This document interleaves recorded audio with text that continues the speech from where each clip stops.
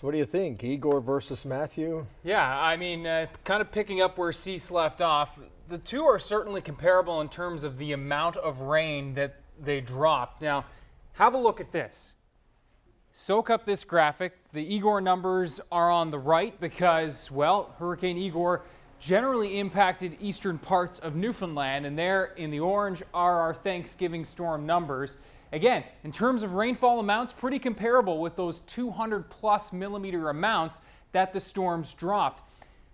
That said, and you can see widespread areas in the 100+ millimeter range. I think the biggest difference in terms of Igor versus our Thanksgiving storm are the areas that were hardest hit with the rain. You think about that Burin Peninsula, Clarenville through Bonavista corridor. How many people live here? How many communities there are here that were all cut off with those road washouts? Whereas this storm, the heaviest rain fell along that south coast up into the interior parts of the island.